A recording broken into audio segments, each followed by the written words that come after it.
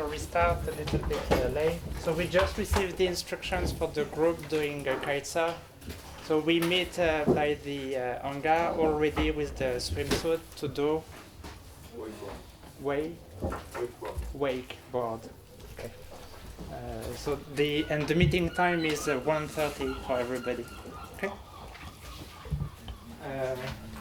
So I was discussing last time the computer simulations, how we do molecular dynamic simulations for project glass transition, and I ended up with this swap Monte Carlo algorithm, which is changing dramatically the thermalization time of the system.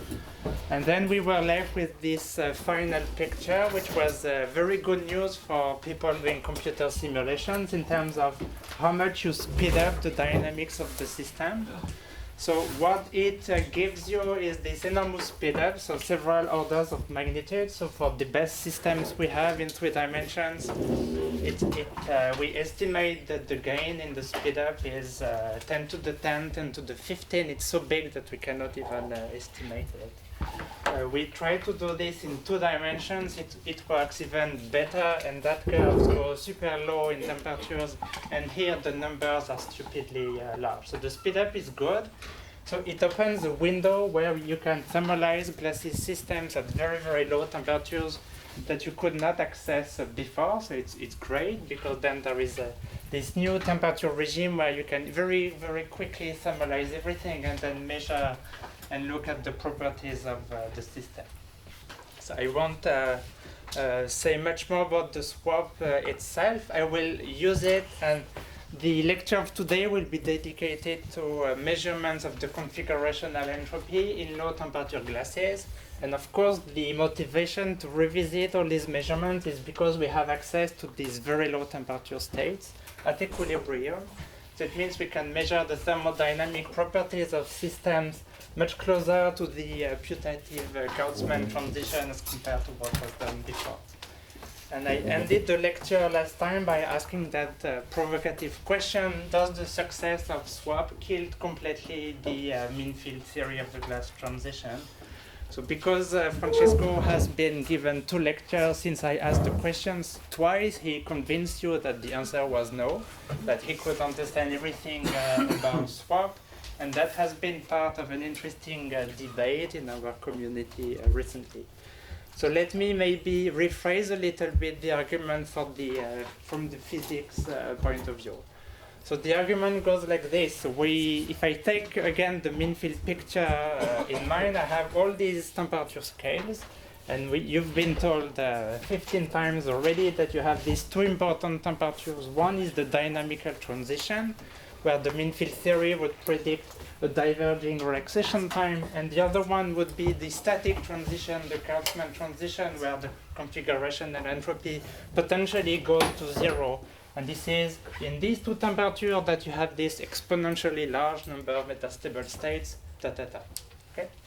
So what we take from mean field theory is this view that the dynamics above the Matt coupling, the dynamical transition, is essentially non-activated, controlled by these soft modes. And then we have this intuition that in between TD and TK, in finite dimensions, you're using the metastable states that now become, that have a finite lifetime to do some kind of activated dynamics. So this is the end of my lecture about the mean field theory. If you think about finite dimensions, the dynamics is not arrested between TD and TK, but it's heavily controlled by metastable states. And they now become, they now have a finite lifetime that supposedly controls the relaxation time of the system. So the way we think about applying mean field IDs to finite dimensions is you have all these quantities. So this point to set correlation length that I mentioned, which is the length scale over which metastable states are defined. We also talked about the Franz-Parisi potential that was giving you a free energy difference, this complexity, and all these stuff come from thinking about mean field and applying this to finite dimensions. Okay, and then we say let's think about the dynamics, and we thought about the dynamics again in this regime by constructing a barrier And the barrier, I told you, is something that could be constructed from the point-to-set correlation length with an exponent that I didn't specify. In the Adam-Gibbs theory, this psi was 3, so you thought about domains that were compact, so psi to the cube would be the volume of these domains, and you construct a barrier to relax the system, and then you predict the relaxation time of the system, which would be the exponential of this barrier. So that's how we describe the application, the potential application of mean field theory to finite dimensions. And here comes the swap, where we are saying, well, in this regime where the relaxation time is super large, so large that in most computer simulations I cannot really enter, it's large because the relaxation time would be related to the exponential of this barrier. Okay, something like this. So because it's activated scaling over barriers that grow very fast as the point-to-set correlation length, which is diverging supposedly at tk, then this time is super large. So in computer simulations, I cannot access it. And so the essence of the argument to try to kill mean field theory a little bit is as follows. So if you think about what the swap is doing, well, the swap is doing nothing to the thermodynamic properties. When I say I measured the entropy of the system, I don't have to tell you by which algorithm I have measured the entropy. The entropy is the entropy at equilibrium. I don't have to say. So the swap, or the MD, or the MC, or the Brownian dynamics, etc., they would all give rise to the same thermodynamic properties. Okay? So the swap in particular will not change how much is the energy or the entropy as long as the system is in equilibrium. But what we know for sure is that the swap is killing this. So because it's speeding up the dynamics quite a bit. So here comes the argument, and I think Daniel had rephrased it slightly differently. I'm going to use his formulation in a minute. So the argument is like this. You're saying that the thermodynamics doesn't know about the properties of your algorithm. It doesn't depend on how dynamically you sample phase space. But then you have a theory that uses the thermodynamics to predict the relaxation time of the system. So if that part is not affected, then that part cannot be affected. So how come an algorithm is killing this activated scaling? Why do you say that the part in the middle cannot be affected? This is the most hand-wavy argument among all. So well, I mean, that's where the it's a mistake field where we wave hands a lot. Yes. But everybody is, so we exactly. I mean, but let me phrase the argument first, and then okay. Thank you. Sorry, Ludovic. Spoiler. The other way that Daniel had to phrase this argument is a bit more in analogy with phase transition. So he said in an Ising model, if you want to speed up the dynamics close to the critical point, you have to think about correlated domains. You have to identify the correlated domains. And to speed up the dynamics, when you have collective dynamics going on, you have to identify those guys and flip everything at the same time. And this is how cluster algorithms work near critical points, for instance, the Wolf algorithm for the Ising model. So it means the algorithms that are capable to speed up the dynamics where you have collective dynamics is algorithms that know about these guys and are totally non-local algorithms. They become more and more collective as you approach the critical point. So another way of phrasing the criticism is that the swap, it's a totally local algorithm. I take just particles at random and I reshuffle them 2 by 2. So I don't know about a domain length that's growing as I approach the Casman transition. And because I don't do anything to these domains, I don't need to know about them, and nevertheless I speed up the dynamics, then it sort of suggests that there is no domain at all in the system. And if there is no domain, it's very easy to accelerate the dynamics. The third way to rephrase the same criticism is if you belong to the people who really believe that the physics of system close to the class transition is the one given by dynamic facilitation. So you have these local defects that trigger dynamics nearby, and then you have propagation of mobility. So as we said in these lectures, the hypothesis behind this model is that the thermodynamics is totally trivial. It's the way the dynamics proceeds that is creating the slow dynamics.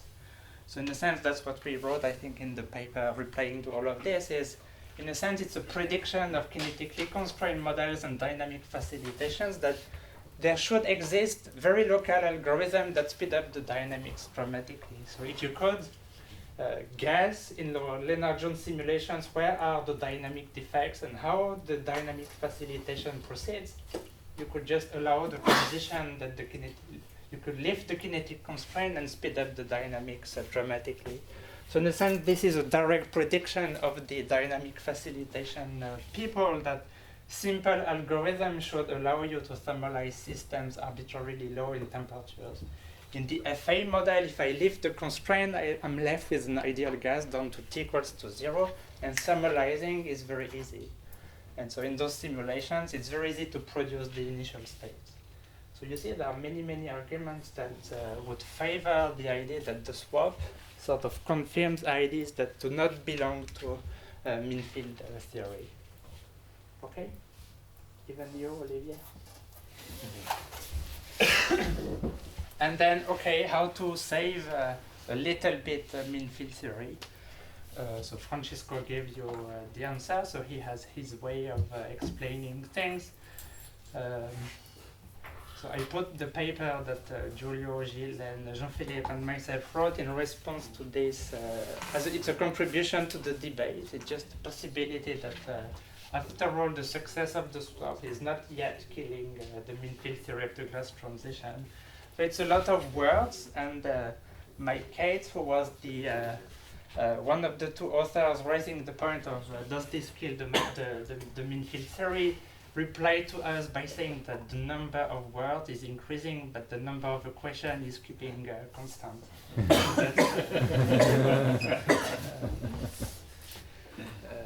Okay, so that's so in this paper we say the following thing is that we precisely went back to Olivier's point that this is the weakest link in all.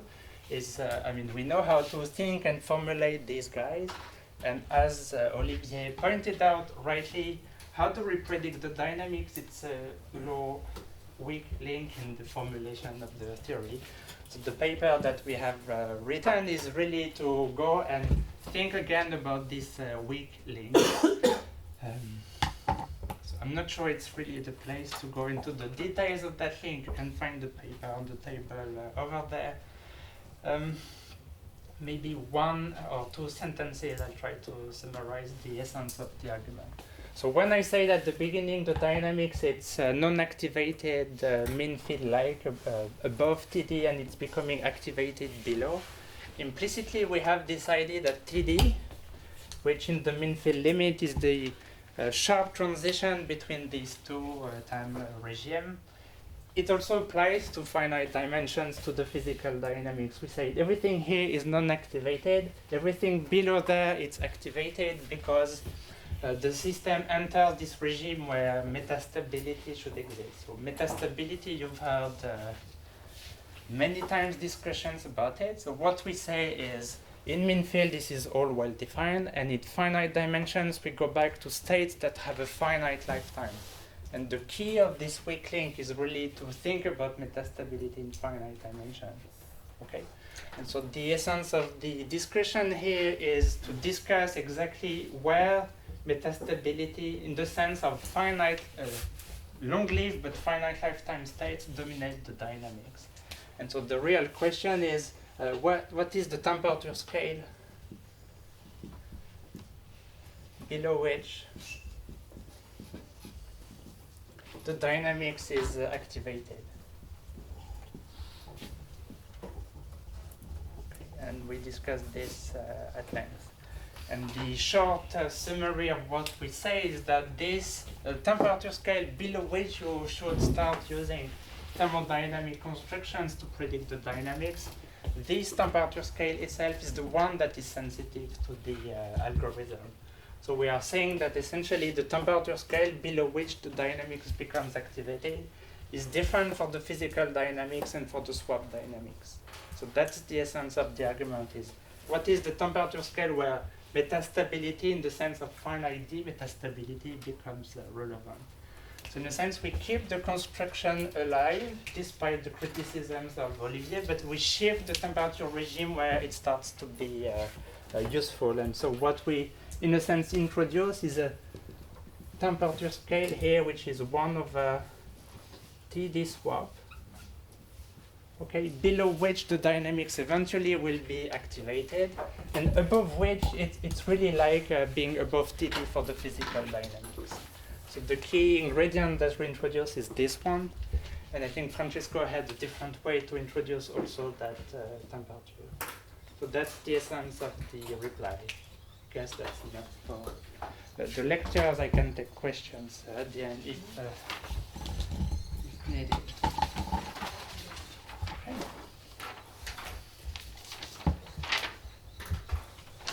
Okay. So we have to put this one because it's now. Okay, so I move to the next lecture.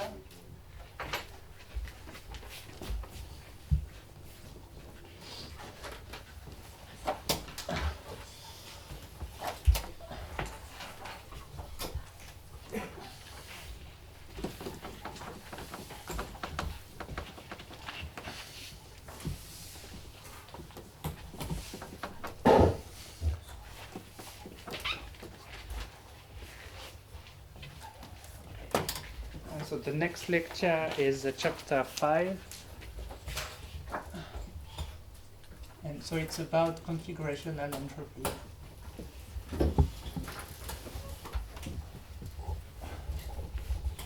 So from my perspective, configurational entropy for a long time has been a very boring topic.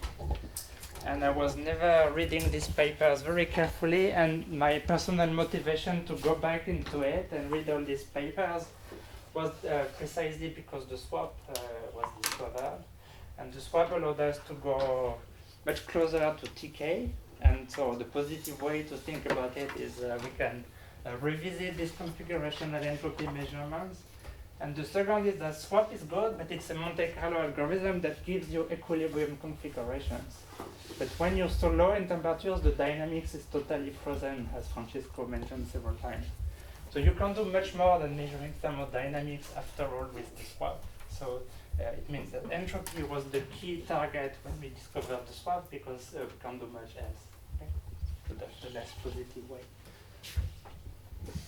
So why do we care about the configurational entropy?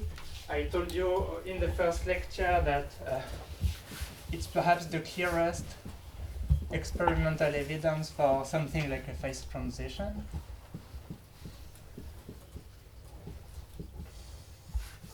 Okay, so I drew the sketch of the experimental data collected by Casman 70 years ago.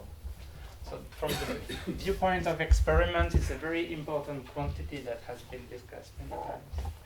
And then you've heard a lot about the mean field theory of the glass transition, where the complexity goes to 0 at TK, and we discussed the physical content of that guy, but in a sense, this intuition of Casman has been exactly realized in the realm of mean field theory that keeps developing a lot, as you heard.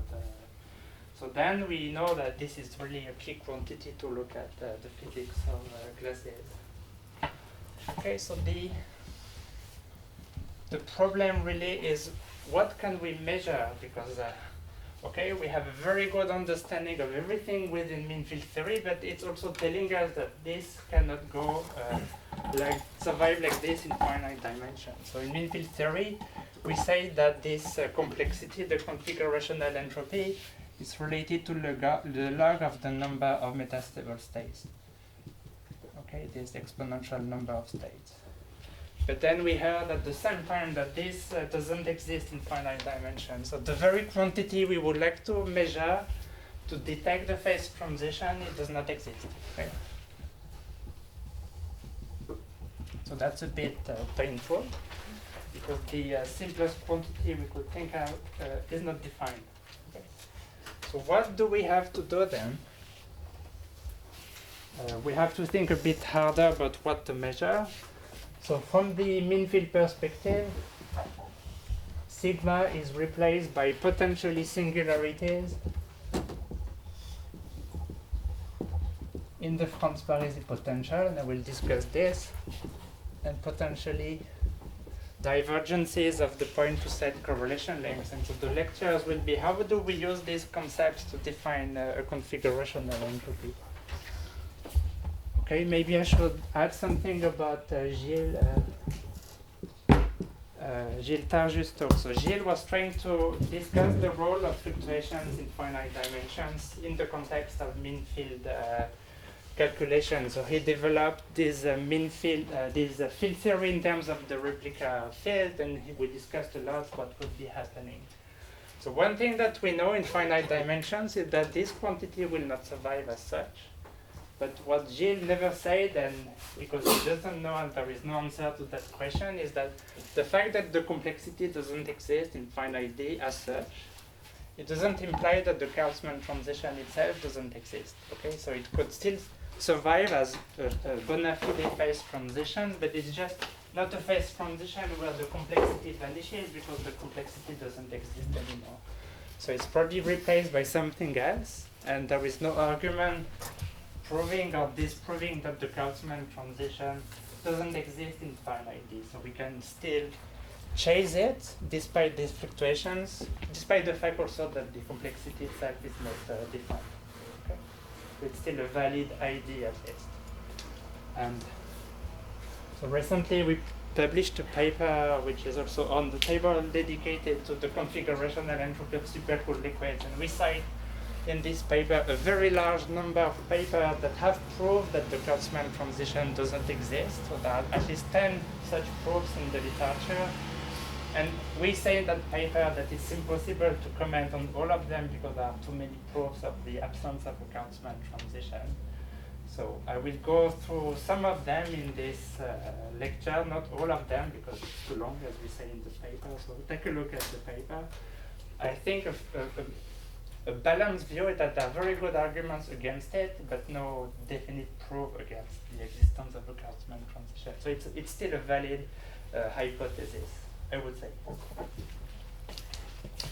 So having said all this, then we go into measuring the entropy. Okay, so I take a bit from last lecture that I skipped. Okay. Maybe I should say before even starting, there are two ways to measure the entropy that people have used. And so the two ways that I'm going to use is just by saying I take the total entropy of the system and I subtract something. Okay. And this is the experimental way in a sense. And you would say this is my definition of the configurational entropy. So remember that experimentally, most of the time we're using the entropy of a crystal to sort of account for thermal vibrations, and the difference between the entropy of the liquid and the entropy of a vibrating solid, they call the configurational entropy. Another way you could think of is to use mean field theory as the inspiration and to say the configurational entropy is the log of the number of something. Okay. And you'd better choose something that is well defined in finite dimensions, and then you can count it, and the log of the number would be the configurational entropy. So you define something that's a proxy for things that don't exist in finite D, and then you count them. And these are two ways that I'm going to use in the lecture. Okay, so in all these cases, you have to start by measuring the total entropy anyway. So let's look at the total entropy of the liquid. Okay, so I told you that what experimentalists do, they integrate the heat capacity. So I do simulations or theoretical calculations for this. So let's take a look at how you would measure the total entropy from computer simulations. And that was supposed to be in the last lecture, but I had no time to do it. Okay. So let's assume, as in Francesco's calculations, that the only thing that you're given is the particle trajectories and positions during the simulation. Okay, so this is what you know. You solve the dynamics of the thermodynamics. You're given configurations and velocities for all the times for all the particles. Okay, and the goal is to compute the total entropy. Okay, so out of this, and Francesco wrote the expressions explicitly, you can measure anything that's thermodynamics, like the pressure, the internal energy, whatever you like. Okay, so that would be energy, and that would be pressure. Okay, and Francesco gave you the expressions, so I don't go there. So what I'll just do is I write how we do calculations to get the configuration, the total entropy of the system. So we just say that the total entropy, it's beta times the energy minus beta times the free energy. So I'd better stick to, I think I'm going to use E for the energy. So let me stick to E.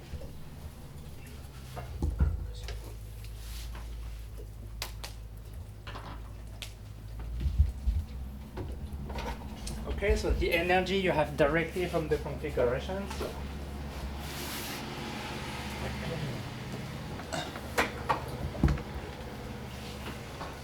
And so the question is, how do you get the free energy of a system? So there is no expression of the free energy of a system in terms of its configurations. You have to do thermodynamic integration.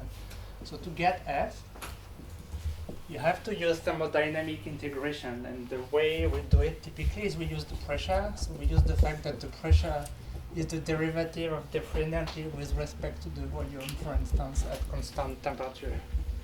Okay, so we know the derivative of the free energy. So if we do an integral between 1 and 2, starting from a state where the free energy is known, so we would, for instance, start from an ideal gas at density 0, and then we integrate to the state point where we want to know the free energy, so where we want F. Then, if we do an equilibrium path between a known free energy to something where we want to measure it, we get the free energy. So if you put everything together, typically delta F, which is the free energy at 2 minus the free energy at 1 would be, so let me put the factors correctly, it's 1, 2, 0 prime, P of rho prime divided by rho prime squared. Okay, and so we start from rho equals to 0 to rho of t if you want. Okay, and that's it. So by doing this, we have the free energy at 2, we have the energy at 2, so we can reconstruct the entropy at 2. Okay, so the only thing you have to know is the free energy of the ideal gas, and that's it. And it's all in the textbook, so I don't write all the formula explicitly. So I lost it. Okay, so that's probably enough for the problem system. Okay, so we have the total entropy by having this path where we are able to measure the pressure of the system in equilibrium conditions. So the key step to get, of course, the entropy of the liquid is to be able to thermalize. Okay, so that's where the swap is useful, because then it can thermalize at very low temperatures. So you're able to follow this at very low temperatures, and then you're able to follow the total entropy at very low temperatures.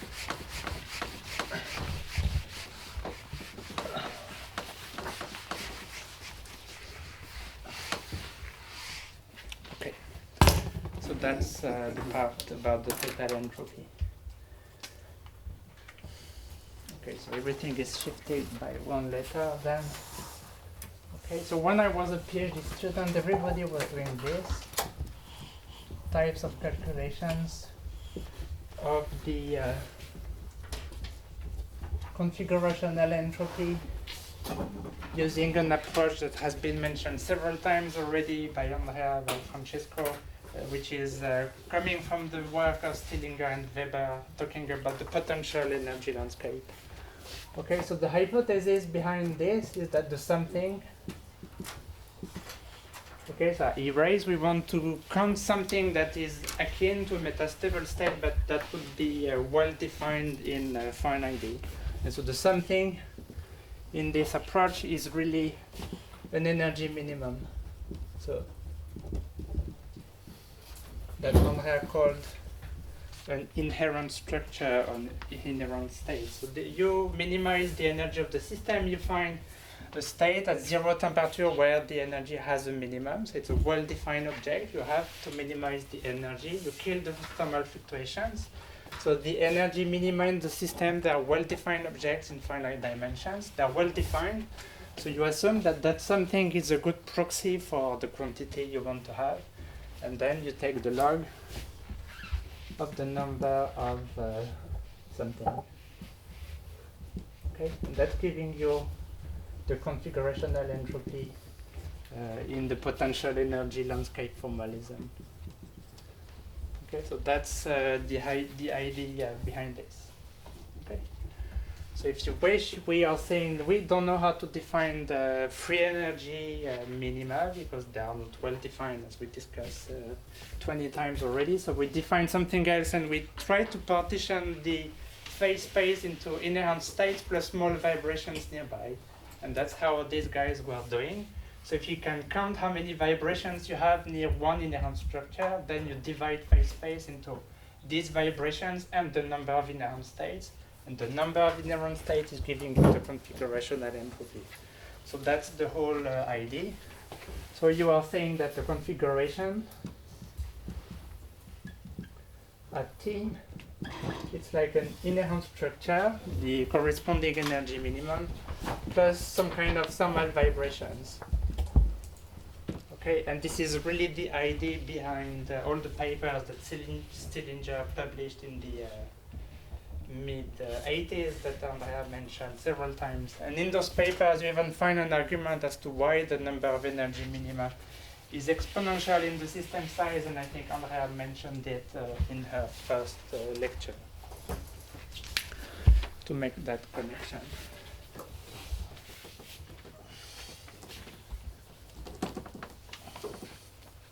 Okay, so how do you do this in practice? I have this partition function written down to give you the expressions that you get at the end. So mixed up. Okay. So I'm doing this in some detail because I'm going to use it and go faster and faster as we go. So I do it slower the first time. Okay. So to get started, I take a monocomponent system to not enter into the details of the question that was raised yesterday about multi-component. I hope I will have time to go back to it before the end. Okay, so we don't have to care about binary mixtures for some minutes. And so the partition function that we have is, so that's the whole partition function. I'm trying to keep my notations about okay. Okay, so that's just the partition function of the system. And so what we are really trying to do here, this is this decomposition. We are trying to say that this is a sum over alpha, which are all these energy minima. Okay. So we are just grouping this integral over configuration space by saying we count this energy minima, and we do a partition function within each of these energy minima. Okay. So the goal then is to do the thermodynamics of a system that's confined to be close to an energy minimum. And that construction is not very different from what Francesco has been doing all the time, where he was doing thermodynamics for systems that are confined within the glass basin. So here we just say that the neighborhood of the system is given by the thermal vibrations close to an inherent structure. But apart from this, it's essentially the same calculation. Okay, so we say that Z alpha, so leave some space here, just. Okay, so we have something like this. And now the integral, of course, is restricted to the basin alpha. Okay, so that would be one partition function. So now, 1 second of attention about this, the fact that this energy minimum is for identical particles. So I'm choosing one energy minimum where each particle is at a given position. Because the particles are identical, I can swap them, but it's trivial. I just change the identity of the particles. So if I have n particles, I have factorial m such energy minima, they're all equivalent. I have to take them into account by hand, and that will become important later. Okay, so that's the exchange of particles because I have this number of equivalent energy minima. Okay, so that's the partition function. And then I do the decomposition that I mentioned before. So I say that the position of in the system are really the position in state alpha, like this. I don't know what I used. Yeah, alpha n, sorry. Plus some kind of vibrations. Okay, so this is vibrations, and this would be the enhanced state. I'm just saying that the actual configuration is a small perturbation to the enhanced structure. And I think I have defined everything I needed to do the rest. Okay, so the simplest approximation would be to assume that these vibrations occur at low temperature and they are given by harmonic description. You can go beyond the harmonic, but I don't care for today. It's not changing the spirit of the calculation. So we just say that this guy, it's the energy of the inherent structure plus the harmonic approximation. So it's given by the sum of du, dri, drj, these ri, these rj, plus things that I will neglect. So this is the matrix of second derivative. So this is the Hessian of the system that you heard already so many times. So you know that you can diagonalize this system, get the eigenvectors, eigenmodes that have been the central topic in Andrea's lectures. And so you go to the eigenmodes of the system and you diagonalize this Hessian. So let me call this, well, we don't care too much what they are called. Okay, so you have a quadratic form of the particle displacement. So the quadratic form is nice because when you put it into the partition function, it's a Gaussian integral, so you can do the calculation. Okay. So just give you the result, then we have the idea of the. So you have a term which is the constant energy for everybody, and then you have a free energy associated to the vibrations, and that's the results of this Gaussian. The Gaussian approximation. Okay, so minus 1/2 sum over a, and then you have a log of beta h bar omega a squared, and so we don't care too much about this. That's the result of the Gaussian integral. So we have an explicit expression for the vibrational part of the free energy due to the harmonic approximation. So we can collect all the pieces, and I'll try to give you the result rather quickly. Okay. So I'll do this step just to, again, make the analogy with what Francesco has been doing and what I did in the mean field calculation. So if we go back to the total partition function, okay, so we said it's the sum of alpha of all the z alpha, and I used already this once in my lecture dedicated to mean field theory where I was using the free energy. So I'm trying to stick to my notations. Okay. So I introduced that delta function, which is the delta function over the energies, and I will interchange this guy and this guy to make explicit the emergence of the configurational entropy. Okay. So I did exactly this already with the free energy density in the context of the P-spin model. Okay, so you exchange the integral and the sum, and then you have a sum of these delta functions, is alpha, like this, and then because of the delta function, I could say that the z is a function of EIS. And so the only goal of this is to introduce something which is like the complexity, if you wish, okay, which is the analog, but that's the number of inherent structures. So that's the number of inherent structures. Okay, so I make explicit the emergence of the configurational entropy, and if I collect everything, I have a partition function that looks like the P-spin model one, except that the difference it's not in terms of the free energy, but in terms of a quantity that's well defined, which is the energy of inherent state. So I do this a little bit quickly, but it's really the same steps. So I define this exponential minus beta f of the base n, defined in a minute, plus a configurational entropy, and the only thing I did is I define f base n as the vibrational part plus the inherent structure. There probably is a beta missing somewhere.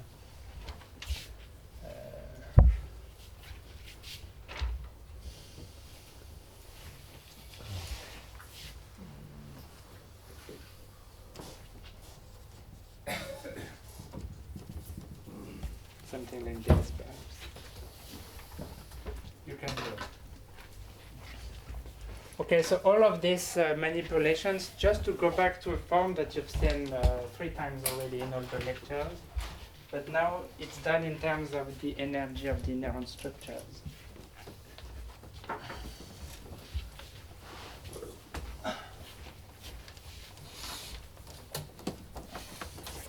Okay, so the way to continue this is to do a saddle point on this, which you also done for the P-spin model. So we get this at the maximum, so it's giving us an expression for the saddle point.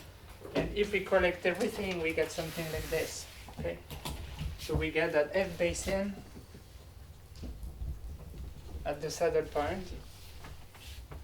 Maybe I should write one more question. I'm trying to speed up a little bit. I shouldn't forget a few parts. Okay, so by the saddle point, you get the maximum of this function. So you get the partition function, and the partition function is giving you the free energy of the system. Okay, so that will be minus beta f base n minus t s c. All this taken at the saddle point. Okay, so I wanted to have this equation written down. So if you look at the lecture on the P-spin model, we got something that was very similar. We got that the free energy of the system was the free energy of the metastable states minus t times the complexity. And you were saying that the complexity was decreasing the energy of the states. So it's the exact analog as the equation for the P-spin model, except that now we have a configurational entropy defined in terms of the number of inherent states. And that's again decreasing the free energy of the states to give you the equilibrium free energy. Okay, so go back to the lectures on the P-spin, and the analogy is perfect. Okay, out of this we collect the entropy. Okay, so we collect the entropy parts, and this is the final expression I would like you to have. So the configurational entropy in this approximation of inherent structure,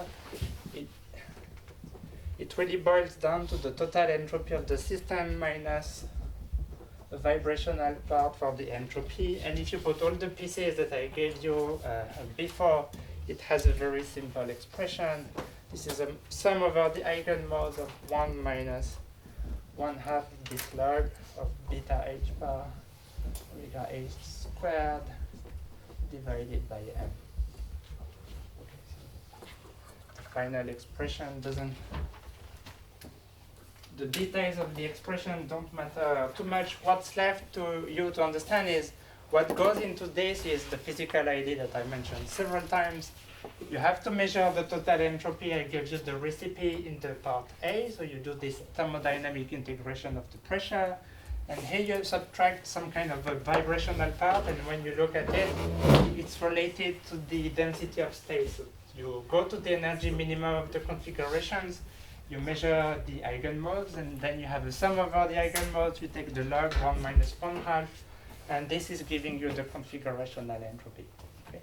So in terms of the objects that enter, it's really the density of state of the system, and these thermodynamic quantities that I gave you before. So that's the simplest expression of the configurational entropy in this potential energy landscape approximation. So that's, I at least all the quantities that enter these final expressions, they are well-defined objects in finite dimensions. You have no ambiguity in the method itself. It's well-defined.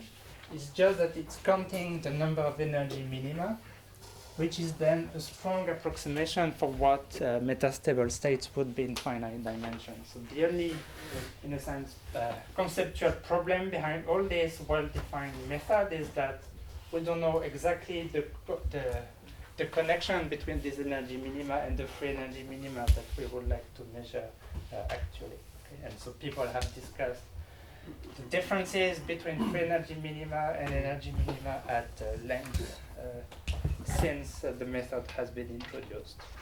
Okay. So in particular, the group of Stillinger,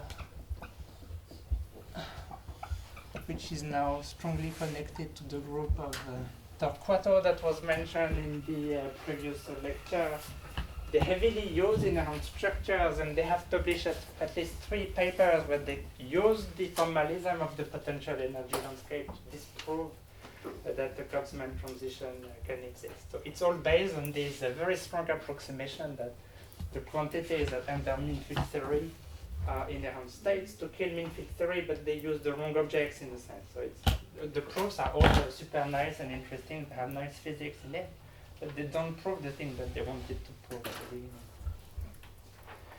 So I put one paper on the table, which is the original paper by Stillinger, talking about the Casman Paradox and how it cannot exist in finite dimension. So you can take a look, and Torquato has done much of the same. Okay. So this is inherent states to measure configurational entropy. So we know what we are counting, but it's not the right thing. Second, we have to do these approximations that the configurations live not too far from the inherent states, which it's hard to test. So people have gone beyond the harmonic approximation to include the whole range of thermal fluctuations. It's not totally clear how valid that is. So there is a method that I want to mention that's, okay, I shifted everything by 1. So it's C. So it's a method that's an application of a well-known method for people studying crystals, so that's the Frenkel-Ladd method. But then this is applied to glaciers. Okay, that's almost the same construction, but applied to glaciers. So many reasons why we prefer this one nowadays. I haven't talked yet about multi-component systems, but that is going to become an issue in 1 or 2 paragraphs. And it's difficult to handle multi-component systems within the potential energy landscape. You'll see that later. It's difficult to talk about, multi-component. It's difficult, and it will become much easier in the context of Frenkel-Ladd. It's difficult to handle anharmonicity. Okay, so we would like to have a method that works at finite temperature. And because we have discussed, and we had a question about it last night, we discussed the physics of hard spheres, where I said I'm fairly convinced that hard spheres undergo the very same glass transition as Lennard-Jones potentials or soft repulsive spheres. But if you think 1 second about what we just did, we took the system and we minimized the energy to look at the Hessian of the system, which is not a terribly well-defined quantity for hard spheres where the energy is typically 0. Yep. Are you going to describe how you do Frenkel in these systems? Because what's the reference state? I will. I don't have the reference on my notes, but I have papers over there. So what would you use as the reference state? For I'm about to say it. Okay. I'm just trying to motivate why I'm using it, and then I'm going to describe how I do it. Okay? So I would like a method that works at finite t, because then I take as reference configuration not an energy minimum, but an actual equilibrium configuration. So that's directly answering your question. Okay, so that has been, I think, a criticism to the potential energy landscape people. So how do you deal with hard spheres, or you don't? So that's a problem if you're convinced that hard spheres are just the same system as other sphere systems. So the solution is you did the wrong approximation, so you have troubles dealing with hard spheres. That's your problem, but that's a problem of the approximation, not of the physics itself.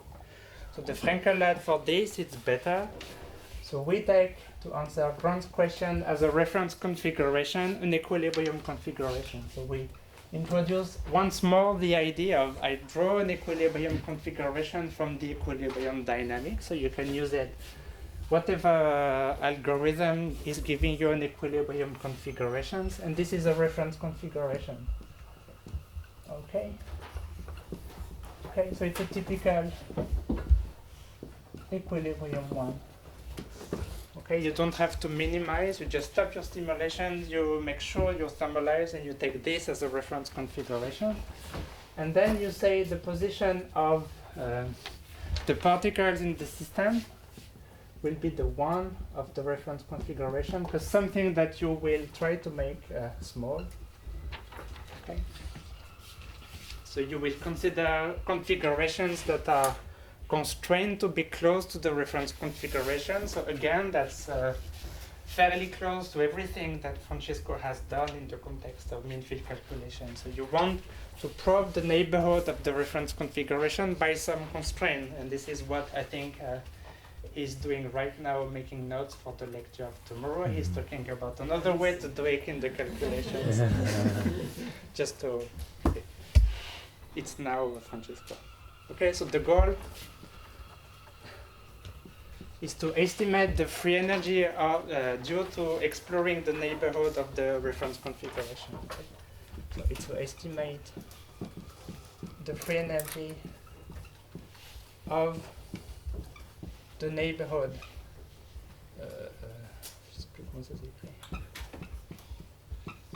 of the reference configuration. Okay, and the whole, of course, approximation behind all of this is how do you define the neighborhood of a configuration? So for Francesco, it's easy. He introduces this coupling between the systems that is forcing the two copies of the system to live within one of the metastable states. And within mean field, it's okay, because as soon as you belong to a metastable state, you know that the lifetime is infinite. So you can send the coupling to 0, and provided you started into the same state, you will stay there forever. So he can do thermodynamics by sending the coupling to 0. And by definition, the free energy of the copy will be the free energy associated to the well-defined glass metabasin. In finite dimensions, as we said 35 times, we cannot do this, because if we couple the system very strongly, they will be close one to another. But as I'm going to send the system, the coupling constants between the two copies to 0, one copy will be able to escape, because metastable states only have a finite lifetime. So I cannot send the coupling constant to 0 strictly. I will have to apply a coupling constant and keep it finite, otherwise the system is going to visit other states, and I don't want this. Okay, so we are in a sense trying to implement in 3 dimensions the idea of the Monasson-Ramparisi replica calculations that Francesco will explain tomorrow, with the additional complexity that we cannot send the coupling constant to 0, so it appears explicitly in the numerical simulations, whereas I think they disappear completely from the mean field calculations. You don't even write them down, you just imagine that the systems are coupled and you send the coupling constant to 0. Okay, so here we introduce the following coupling constant, which is how the Frankel-Ladd method is defined. Okay, so we defined a new energy function, which is the energy function of the original system, like this. So that's the Hamiltonian of the liquid, and then we introduce this coupling. And the way we do is we just follow what Frankel-Ladd did for crystalline structures. They introduce a coupling particle by particle.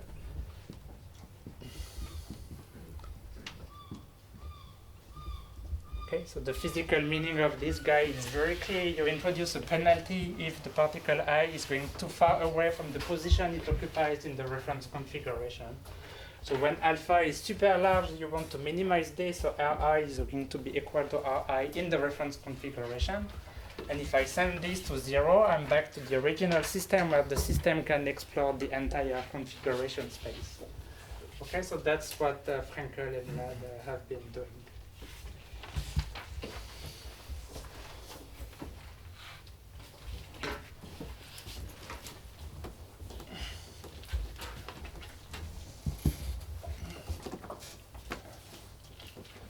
Okay, so maybe one more thing I should mention. In all the calculations and in what's coming to maybe in the next lecture, you should notice here that I have the same particle I here and the same particle I here in the reference configuration. So again, we don't swap the positions of the particle between themselves. So we'll have to deal with this in a minute. And in the context of mean field and V of Q, the transparency potential, the coupling will be different. So that's why I'm insisting a little bit on this. Okay, so what do? I just write the partition function in the presence of alpha, and then I go directly maybe to the ID. Okay, so I do it because in a minute it's going to become important. So you do the thermodynamic construction. So you want to integrate over the neighborhood of your reference configuration. So you want to do thermodynamics in the presence of the coupling to the reference configuration. So U alpha is this potential. You want to do equilibrium calculation. So you want to measure the partition function. And again, for the reason that I just mentioned, you have to take into account that you have one reference configuration, but you can make a permutation of all the particles inside, and you won't change the reference configuration. So by hand, you put these permutations of all the particles, and it works fine because I'm using a monoatomic system, so identical particles. So I have factorial n such reference configurations that I have to deal with. So I won't do everything out of this. You get the free energy. Out of the free energy, you get the entropy associated to the exploration of the neighborhood of the system for a finite value of the coupling constant S alpha. Okay. And now out of this, I would like to construct the entropy associated to these vibrations in the neighborhood of my reference configuration. So here comes the problem, okay? So what I have is I have this entropy S alpha that was for one reference configuration. What I have to do is I have to average, so that's not too bad, I have to average over the reference configuration. So I do it many, many times starting from different reference configurations. And now I would like to do this. I would like to send the coupling constant to 0 as in the mean field calculations. And by definitions, that would be my entropy associated to the vibrations in the neighborhood of my reference configuration. So that's the quantity that I would like to define. I couple, I measure the entropy, and I send my coupling constant to 0, and that would be the entropy associated to vibrating near the reference system. Okay, so that's where we have a problem. So this is where finite D is making us. Problem is that we cannot send alpha to 0. So what we do is we have to do an approximation, okay, and we do alpha goes to alpha minimum, and we stop there because otherwise we get into trouble that the states can go away. Okay, so this is where the art of the method lies: is how do you define where to stop the thermodynamic integration, and that's the artistic part of the method. So you have to think long and hard and decide and convince yourself that it's okay, but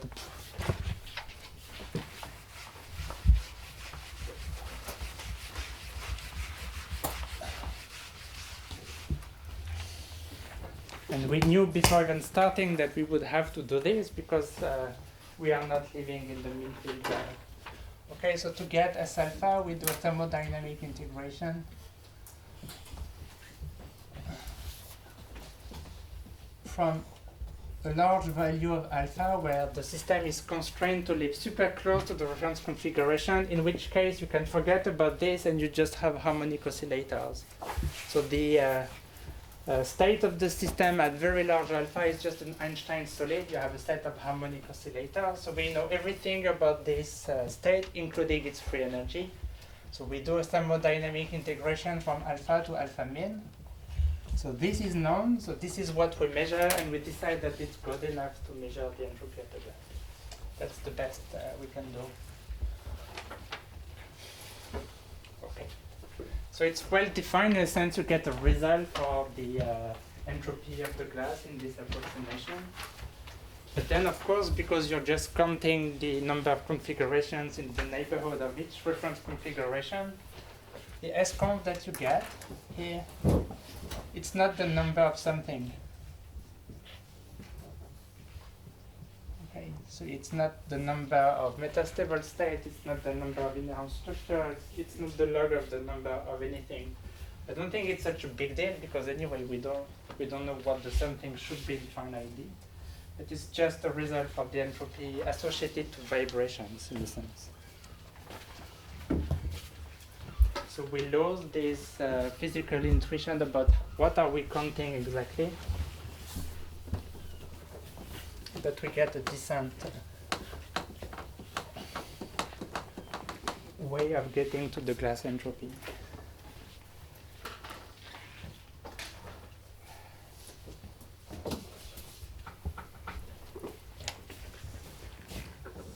Okay. This is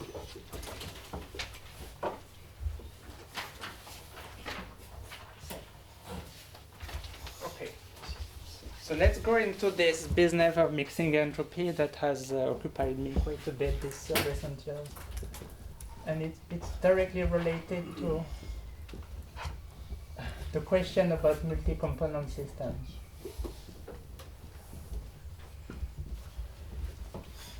Okay, so now we consider mixtures. Okay, so up to now we had mono-component systems. So we have a liquid with m components. Okay, and m is larger than 1 now. And the reason why we have to think about it is that if you want to start and do simulations, as you remember from the paper of Hans Andersen, if you want to do one simulation of a supercooled liquid in finite D, you need several components. And I told you binary mixture, ternary mixtures, continuously polydispersed systems are needed, so no way you can avoid handling this in the computer simulations. And in the replica calculations, as Francesco mentioned yesterday, you also have to deal with it, because if you want to make predictions for actual systems, you have to handle these m components. So it's not just a bizarrerie of the model, we have to face it. Okay. So what about this issue of mixing entropy? So where does it come from? So maybe I should say this. Even if you think of an ideal gas with m component, it has a mixing entropy. Okay, so it's not something super bizarre related to glasses. It's always there. So you think about the ideal gas and you realize that you need a mixing entropy. So let me write this like this. So imagine that you have now m components. So the partition function is going to be like this, and I forgot to define something. Okay, so I'm just writing the formal expression of the partition function as before. So we have m components, we have nm particles in each of the family. Okay, and we define xm as being nm divided by n, which is the fraction of particle which is occupied by family small m. Okay, so in a binary mixture, this would be 1/2, for instance, or 0.8, 0.2. That's the fraction of particles in the two families. Okay, so that's the partition function. So if you look at the entropy in the case of the ideal gas, you have the entropy is beta E minus F. To get F, you have to take the log of the partition function. So the log of the partition function will have a term which will come from the product of factorial n. Okay? So there will be a term like this. There will be a term that will be minus the log, maybe.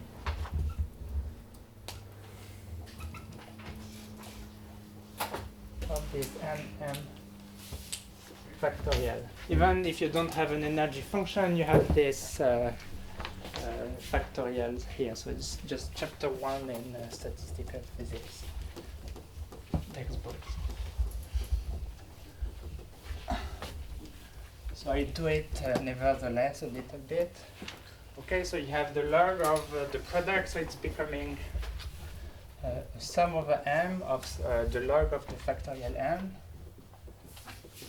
Okay, I do this, and then you use the Stirling's approximation if you wish.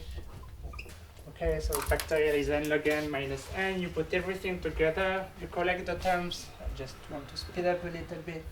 So you have a term which is n log n minus n, but you have a new term which comes from this multi-component system. So I rewrote the factorials in terms of the xn. I use Stirling, and this is what I get. Okay, so this is the normal entropy. So this is the normal entropy. So that's the term that you have even if you have a mono-component system for the algas, but this is a new term that you don't usually have. You have because you have this xm, and this is what we call the mixing entropy. Okay, so that's the rho log rho, if you wish.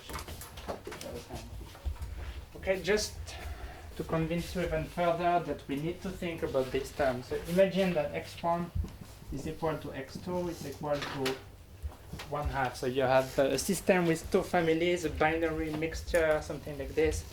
If you look at the mixing entropy term, so you have these log 2s everywhere.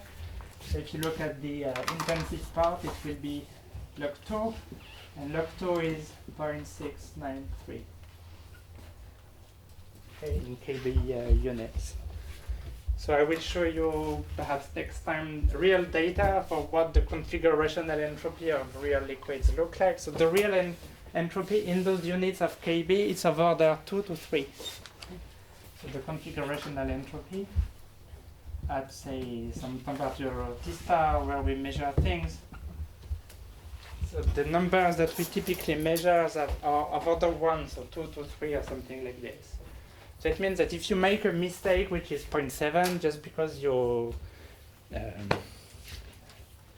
forgot the mixing entropy term, you have the entropy wrong by a very large factor. So if you want to extrapolate your configurational entropy by having it large, by having it wrong by a factor which is 0.7, you're going to miss the Casman transition by a super large factor. So you have to face the idea that even for simple systems that we use in computer simulations, if you forget the mixing entropy, you're dead.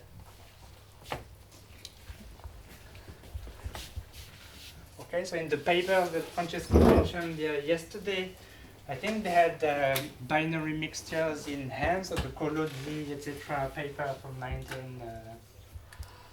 don't even remember. The old papers about binary mixtures. They had very dissimilar mixtures, so they decided how to treat the mixing entropy, and they got results that were physically making a lot of sense. So up to these initial papers, everything was fine, but now we started to use the swap, where I told you several times that for historic reasons we had systems with continuous polydispersity, and here comes the biggest problem of all.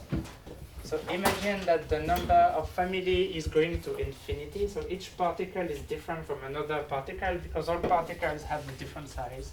So it means that the number of family is equal to the number of particles. Okay, so you have a system where each particle is one family, so the concentration of particle is 1 over n. Okay, so if you put this into the mixing entropy that you have here, so you have sum of 1 over n, log of 1 over n, you have an m. You see that the mixing entropy, it's getting a configuration which is a contribution which is scaling as log n, and that's going to infinity as n is going to infinity. So formally, the mixing entropy is not defined if you have a continuously polydispersed systems because you have such a large number of families. Okay. Again, that is not specific to the field of the glass transition. I put 2 papers on the table over there by Dan Frankel and Mike Cates, who are making nice stories about the divergent mixing entropy in the context of colloidal physics. And they discuss whether or not this mixing entropy that is formally divergent is giving us fundamental reasons to believe that the crystals of the hard sphere colloidal particles cannot exist. And so the reason is as follows. It's a nice set of papers, you can read them. And so they say, in the liquid we have all these entropy terms, but in the crystal we have just one crystal. And so the difference in entropy between the one crystal and the liquid, which has an infinite entropy, is so big that how can the liquid find the crystal? And so there is a paradox here, is how do you rationalize the fact that in the lab you see colloidal crystals, but formally you shouldn't. And that's the essence of these papers, and so you find the answer over there for the curious people. Okay. So if you translate the argument for glasses, it would be the same thing. You're in the liquid, you have an infinite amount of entropy, and suddenly you want to freeze into one glass configuration. How can you explain that you see glasses, and you explain this with an entropy crisis if the entropy difference is so big? So the system should remain the liquid at all densities and temperatures because there are so much more entropy over there to be gained using all the perturbations of the system. So in a sense, Cates and Frankel and everybody are, if you translate that argument to the glass transition, it would be an argument saying that glasses should not exist at all. And yet we observe them, as Mike would write. So the question is why? So that's the question to the students that I have.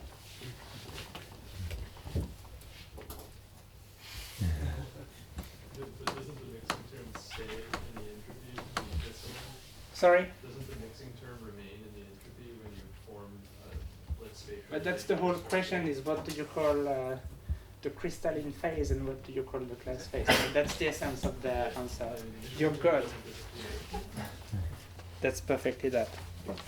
So to make you think a little bit about this, you could think about this type of system. So think about a system whose particle size distribution would be continuous, but it would be like this. Okay, sigma plus epsilon. Okay, so you have the particle size, you have a continuous polydispersity, but you send this epsilon to be very, very small as compared to sigma. So you have a system with an infinite polydispersity, so the mixing entropy in the liquid is going to be formally divergent. But in the limit where this is super, super small, it looks like a monoatomic system, and in the monocomponent case, we have no infinity nowhere. So that system we know physically should behave as a monocomponent system, so it should have a glass transition. But yet, if we apply the tools that I mentioned before, it looks a bit strange. So the other example that I really like also, if you take the binary mixture that I mentioned before, P of sigma, where you have sigma and sigma plus epsilon. So what we said is that if you count these two families, if the two families are very dissimilar, this is what Francesco said yesterday, you have to include these mixing entropy terms. But when we will send epsilon going to 0, we would like to treat the system as a monocomponent system. So somewhere in between there is a change. Okay. So the decision you make about how you to treat these guys as to one family or two families, it's an epsilon dependent function. And that's also what Grant was saying, is that he said, if the diameters are so close into the glass, I will have particle exchanges between the two families, and that's going to compensate the mixing entropy. I think I'm saying the same thing 3 times using different words. Okay, so the question really is, how do you treat formally in the computer simulations a particle size distribution that's like this? Okay, where you have very dissimilar particles. If you take one particle here, one particle here, presumably you should treat this guy as being distinguishable particles, but the particles in the distributions that are nearby, they are similar particles. So you have to learn how to treat particles that have very close diameters and particles that have very dissimilar particles. Okay. So it means we need to think about, and this is what Grant was saying already, we need to think about the entropy of the glass.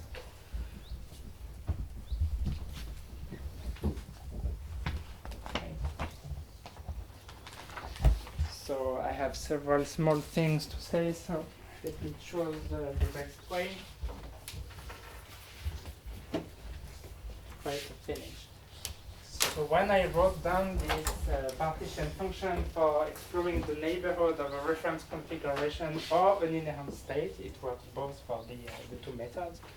I started by leaving some space here, and I say this is what you have. Okay, and then you have the partition function,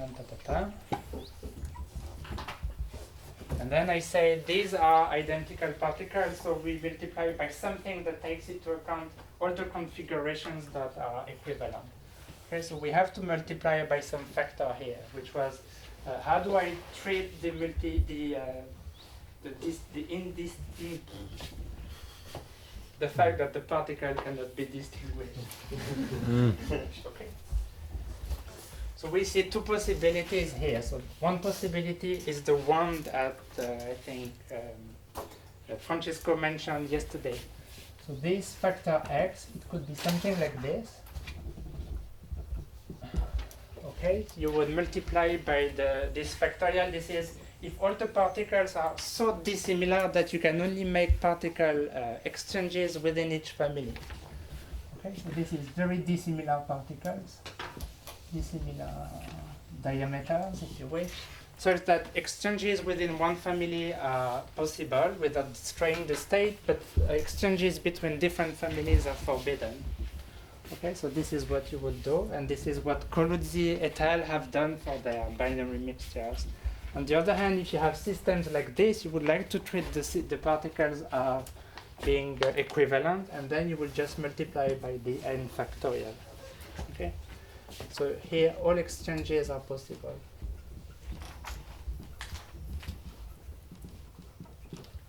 And you treat the particles as being equal. Okay.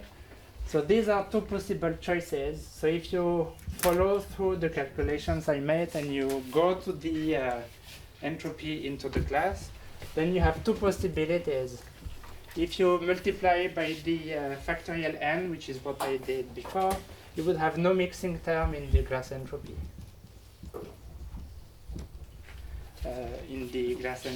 So that's when the particles are very dissimilar. Or you would have the exact same mixing entropy into the glass if they are similar. So that's dissimilar, similar. If you take these choices for x. And then if you go and look at the configurational entropy, which is the total entropy minus the glass entropy, it means that the configurational entropy then has two possible expressions.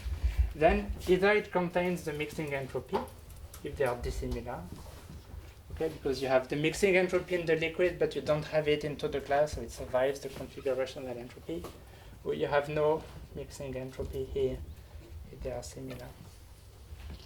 Okay, so that's the result of two possible choices, how you treat two families. Okay, so it means when epsilon is large, you will make the first choice, and you will have a mixing entropy term in your binary system.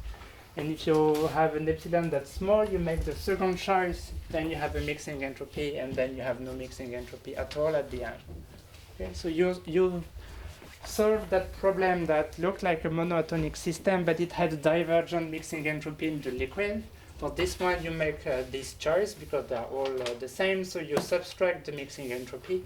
And at the end of the day, you have solved the fact that this guy has a finite configurational entropy because the diverging part had been subtracted. Okay? You have infinity minus infinity, it disappears, and the configurational entropy is finite. So by this choice, we've proved that this guy can have a vanishing entropy crisis. So now the problem is how do we deal with a system that has both choices in the same system? So we have to invent a way to cure this. And that's what I'll do in the last 5 minutes because I started 10 minutes.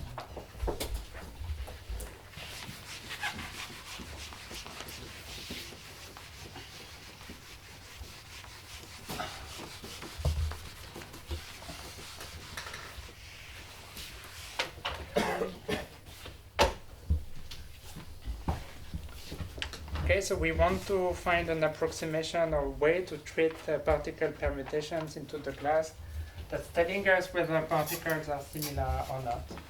Okay, so the idea of the approximation, so I do it in 2 steps because we wrote 2 papers. One was an approximation, the other one was the exact result. So I do the approximation first because it's giving the physical ID, and then I write down just one equation for the better solution.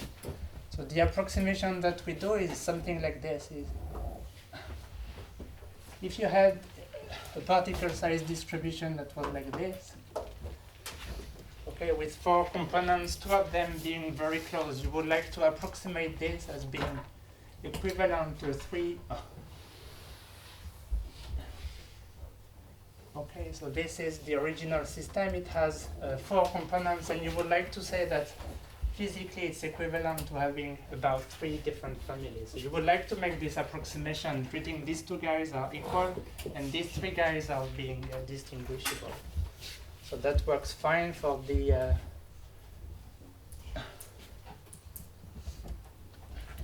discrete family. So you make 2 different choices because states are discrete. So this guy formally has an infinite number of components because it's a continuous distribution. So the way that we would like to treat that system, so this is the axis, P, particle size distribution. So we would like to treat this guy as being like this.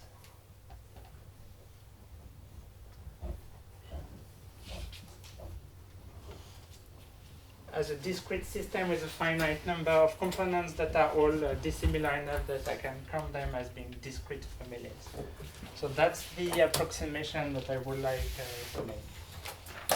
Okay, so the big question is how do you measure or estimate or find a way to decide what is n star? So that's something I won't tell you. But at least you should get convinced that this idea of an m star, an effective number of components, is solving the problem of the infinite polydispersity, the continuous polydispersity, while at the same time it's solving also the problem of this binary mixture with almost similar diameters. Okay, so first of all, let's explore the consequences of having an m star, as I just mentioned before. So in this approximation, in the total entropy, you will have a mixing entropy for the original system that knows about the original number of families that you have. Okay, so that's the mixing entropy contribution to the liquid. In the glass entropy, now I will have a term that will look like this, that will have the original mixing entropy minus the mixing entropy of the effective system that I have in the back. Okay, and so when I do this configurational entropy, which is the difference between these 2 terms, I will be left with just the effective system. Okay, so if you go through all the partition functions once more with this approximation, you find that this m star is giving you the mixing entropy contribution to the configurational entropy. And because you've discretized and you've chosen the exact representation of the system, it has to be finite. Okay, so this guy is always finite. Okay, and by construction, you find all the limiting cases appropriate. Okay, so what I won't tell you because I don't have the time is how do you measure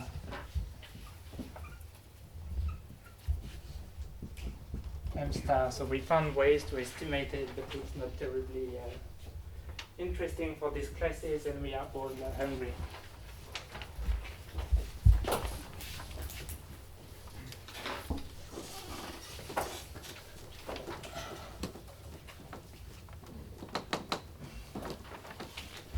Okay, so that was the quick solution to the problem. We needed it because we had all these very low temperature configurations of continuously polydispersive spheres that we didn't know how to handle. So we handled it using this approximation, using m star, and then we found a mixing entropy that was finite, and then we went to the configurational entropy, blah, blah. All fine like this.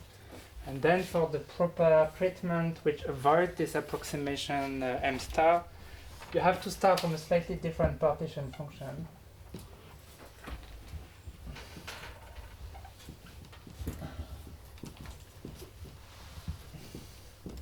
And so the whole idea is to try to measure how many particle exchanges are possible into the glass phase. So it's looking a little bit like the swap algorithm, but you should be careful. It has nothing to do with it. It's just technically you do the same thing, but it's two different concepts. Okay? So what you have to do is you have to describe the particles not only by their positions. Okay, so Rn is the positions of the particles. So that's what I was using before, but now you have to describe the particle diameters. So you introduce the diameters as a configurational variables. So it's really the list of all the particle diameters, just like this is the list of all the positions for all the particles. You introduce the diameters as configurational degrees of freedom. So you start from the partition function. That's a bit more complicated now. It has something like this. It has a sum over all the possible permutations in the liquid. So let me write it down. So you have this factorials to account for everything, and then you have the partition function, but now the function depends explicitly on both the positions of n and the permutations of the diameters, so sigma pi n, like this. So that's the only equation I'm going to write. And sigma pi of n is a permutation of all the diameters.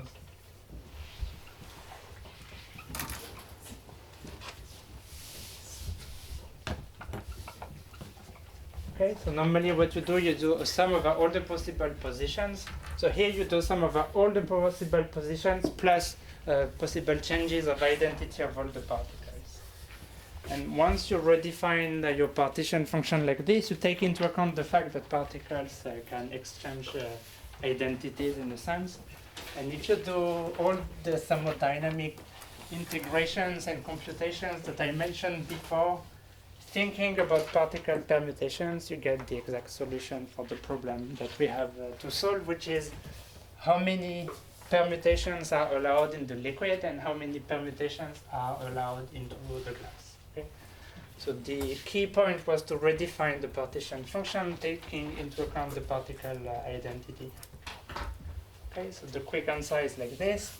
If you think about the liquid, then the total entropy is unaffected by this definition. Okay, because permutations and changing the positions of the particle is equivalent, so the total entropy of the liquid is unaffected. You don't need to worry too much about particle identity in the liquid. Where it's changing things is where Grant had guessed it from the very beginning is into the glass. How many permutations should you include into the glass partition function? And now the new term is, of course, this one. You have this sum over all possible permutations of the very same partition function that we had before, Rn exponential minus beta u of Rn sigma pi. And now this term, if you wish, it's computing the x that I had introduced arbitrarily somewhere here. How many configurations belong to the glass? It's counting automatically by this term. Okay, so the simulations and the thermodynamic integration is going to count for you how many permutations are allowed for a given pair potential, a given reference configurations, a given temperature. So you just run your simulations, allowing for particle permutations during everything I said before, and you get x for free. Okay, so that's computing the capital X.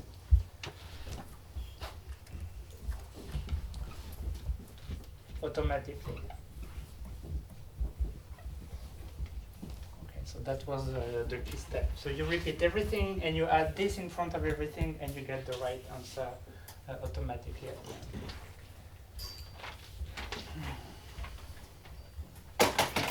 And I'm done. Thank you.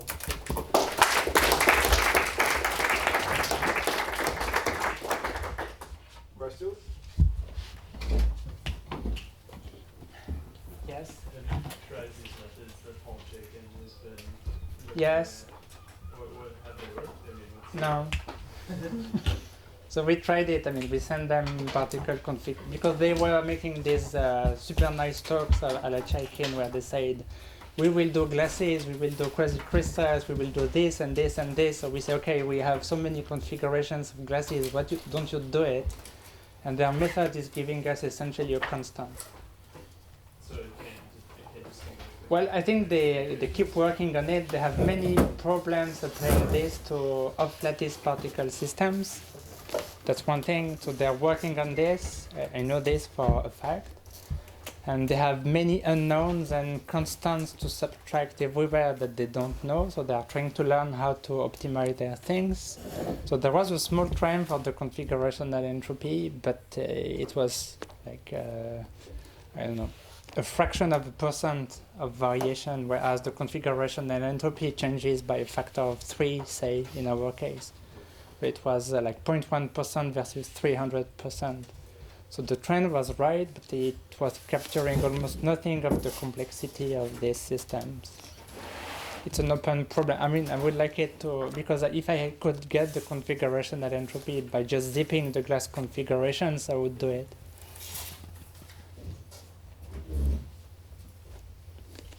In this framework, what about the different kind of crystals that could appear? In the sense that if we have only a monocomponent system, we have only one possible crystal. But if the difference of the diameter is great, we have a crystal of small particles, a crystal of big particles. We can start competition. No? Yes. And So what's the question? here, this kind of configuration currently does.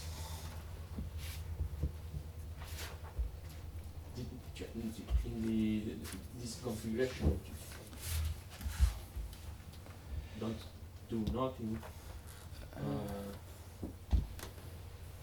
I'm not sure I get the question. So Okay. it's so one part of the question is about the crystalline structures of those systems, or you don't care about the Yeah, crystal? no, in the appearance of the glass Yes.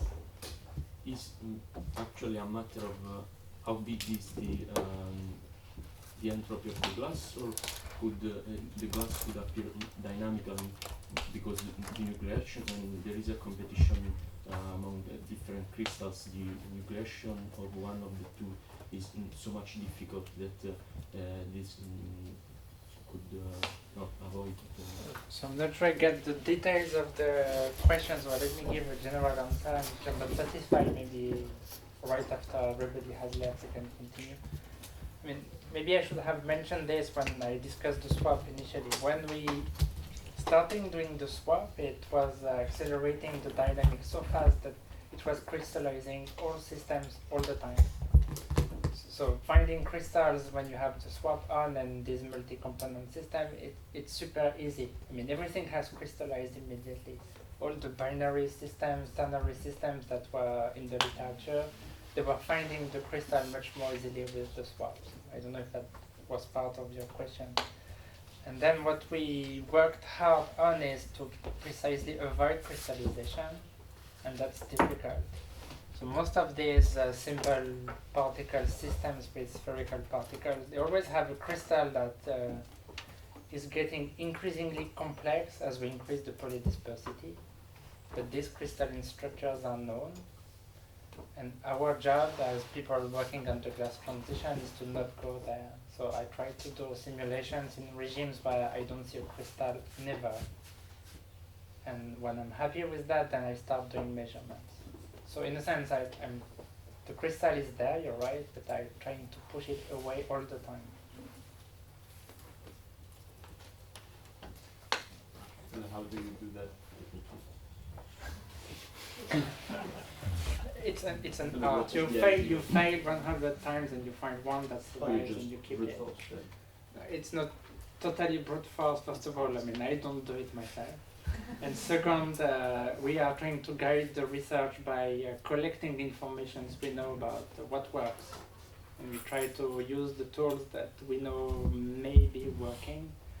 and then we are pushing in one direction, so you say, okay, I move away from that crystal, but it's also on another crystalline structure, so you move away from this one, you find the third one, and then when you put all the barriers everywhere, maybe you're happy in the middle, but you know that you're surrounded by crystals all the time. Getting back to the question of whether the swap kills the main field theory, you said that the swap is a local move. Mm-hmm. But in phase space, it's not really a local move. It's a big jump, like to exchange the particles. That happens to involve only two particles. Well, there are many ways to see this. I mean, one way to, just to contradict you a little bit, is the following: is in the continuously polydispersed systems, I could do swaps where I would only exchange pairs of particles with very, very similar diameters. So one other way to see it in phase space is to say, I do exactly what I said here. You consider that to the particles have a position, but they have a diameter.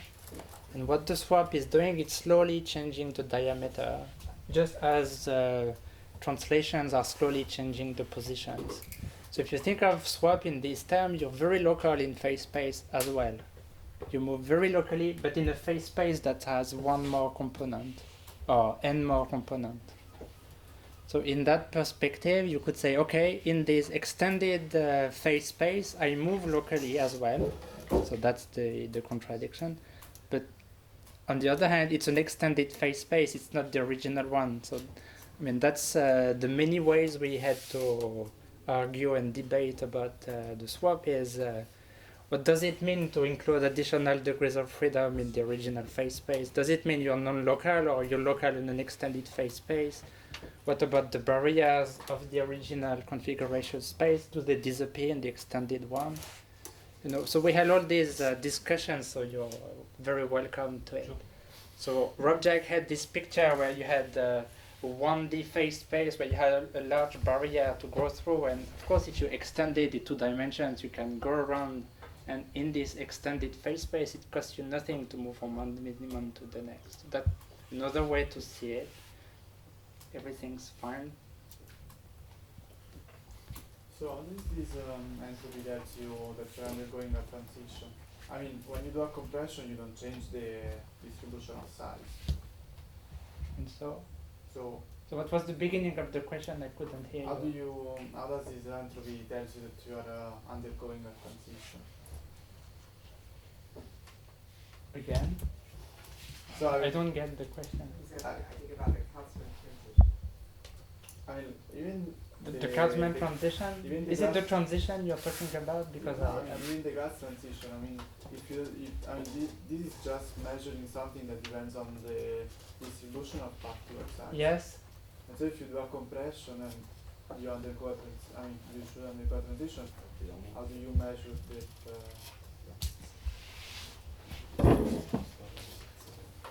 So maybe I think the question is maybe a bit easier. So let me answer the question as I understand it. I think if you do a compression of your hard spheres, so you measure everything I said today, you have a good expression for the configurational entropy of hard spheres. And you say I compress, and I know that at large density I will be frozen. That's your question, I think. So that's the phi glass, if you wish, where below which. So what I'm doing when I do this is I measure the configurational entropy up to here. But then if I want to measure the configurational entropy here, I cannot do it anymore, because remember that the first step of this calculation was measuring the equilibrium entropy of the liquid. And here I know that I'm frozen, so I should stop my measurements there. I cannot go there. If I close my eyes and I don't do super nice simulations where I check thermalization, I would measure something because it's a black box, so I give you configurations, you can get numbers out of it. But then this black box is going to be there, you'll be frozen, so the entropy will survive, and this is the Casman plot where you have the entropy and then the dashed line like this. You measure non-equilibrium version of the entropy and you realize that it's like this just because you haven't seen in your simulations that the system is frozen. I don't do this kind of simulations. But this is how the glass transition would appear in your measurements just by. But everything will be looking like this. The equation of state will have a king. This is what Francisco has been drawing 20 times or so. And the interpretation of your question by Andrea was, how do I detect the Casman transition? That's for next time.